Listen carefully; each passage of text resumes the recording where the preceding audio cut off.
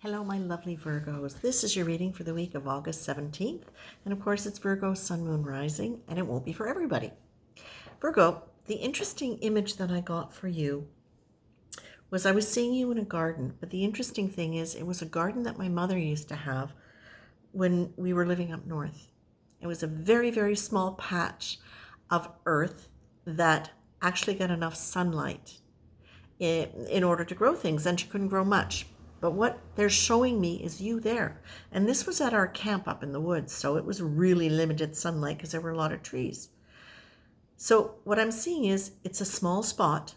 It's very contained. But what's really interesting is it doesn't get a lot of light. And what you're doing is you're looking at, there's onions. It's like the big green onions, the shallot onions. And it's like you're grabbing them and you're pulling them up to see whether or not there's anything at the bottom, and you're putting it back in. And then you're looking up at the sun, and then you're looking back down at the ground, and then you're pulling it up again, and you're looking, and you're giving it no chance to really take root. Now, what's interesting is the first card that literally jumped out of the deck as I was shuffling was the love card. And the love card, I think, is super interesting because it refers to love as being something not that is parceled out to some and not to others, but that it is an energy that radiates from you the same way light does from a bonfire or dreams from a dreamer. It's something that just happens as an expression of you being who you are. When you were pulling it out, when you're pulling this onion out to constantly see the bottom, that's not you being in that expanded state of loving energy. That is you being in a fear state, trying to figure it out, trying to make sure whether or not it's happening, it's working. What you're being told here is, oh, there's something else too. What was that? That you're so worried about making sure that the onion is big enough to eat that you're not actually taking time to realize that the part that is already showing above the ground is also edible. So what's showing is available to you. It's what's edible. And sometimes it's in the process of just appreciating it and not even eating it, but appreciating the fact that it's starting to grow. That in and of itself is worthy of being celebrated. And that's where you need to take a chance. That by just letting things be what they are and following your intuition around them, this is where you get to be able to let something grow into being something substantial that can actually be nourishing to you, delicious to you, good for you, food for you, whatever it is.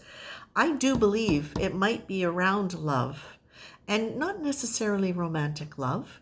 It can be around love of anybody, with anybody, any sense of where you have not been supported, where you have not been cared for, taken care of, where there has been insecurity of any kind, whether it's financial or emotional. This is really talking about you being able to check out whether or not there's anything around not having forgiven somebody that is making you so stressful that you cannot allow yourself the time to watch. Wait for the light to filter in on this spot. Give it what it needs and watch it grow. It may be slower than you think. And that's absolutely fine, because things need a chance to grow within the earth, which you as a Virgo, you get that. You get that. But of course, as we know, earth signs, one of the key emotional polarities is fear and courage. So that can create that sense of needing to check. No, let it ground this thing. Let it be grounded.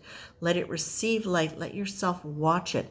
And you're also getting that, like, the only one thing at a time, which means don't rush it and don't rush yourself.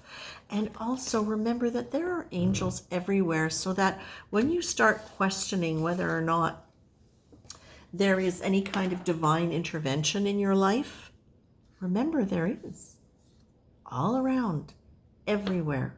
And this forgiveness card is very, very interesting, because you also get the loss or liberation card. And that for me says, whatever did not work out in your life, If it was a relationship, oh, you also get the calm focus card, which goes along with only one thing at a time.